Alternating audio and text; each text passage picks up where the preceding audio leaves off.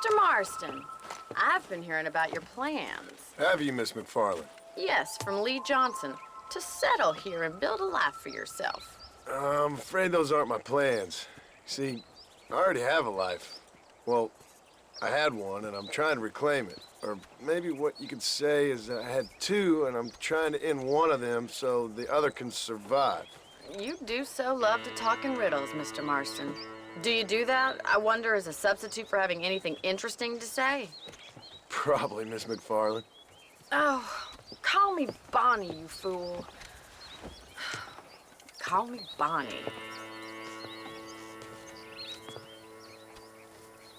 Miss McFarland, I'm married.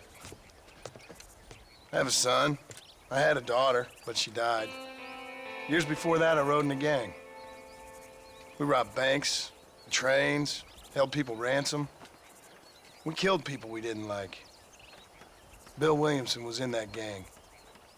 Now, if I don't capture my former brother in arms, great harm will befall my family.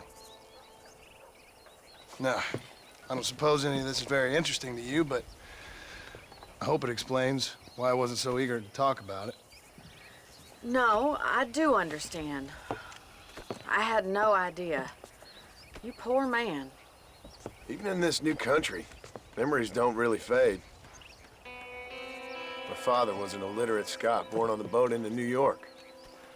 He never saw his homeland, but to hear him talk about it, you'd imagine he only ever ate haggis and wore a kilt.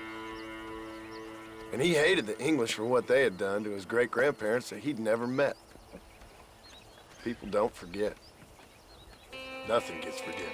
That's true, especially when it comes to money. And you know, even now, after all his labors, my father's debts are still terrible.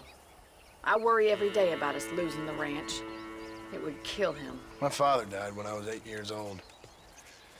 His eyes were, well, let's just say he was blinded in a bar fight south of Chicago. My mother died during childbirth. She was a prostitute, and he was her, well, I don't know what he was. So I was sent off to an orphanage and ran away and fell in with a gang. My word. What a difficult life you've lived. The leader of the gang taught me how to read, taught me how to see all that was good in the world. He was a great man in a way. But you killed people. Sure. And I've suffered for it. And that's the life I left, or tried to leave. Said too much, Bonnie. I'm an uneducated killer, sent here to do all I can do well. Kill a man in cold blood so that another man may do his part to cut crime in an area, and a rich man can be elected governor on the back of these promises. Civilization is a truly beautiful thing, Mr. Marston. Listen, can you help me? Well, I can try. What do you need, money? No, nothing so complicated. I need an extra hand to take out the herd to pasture. Sure. Point me in the right direction.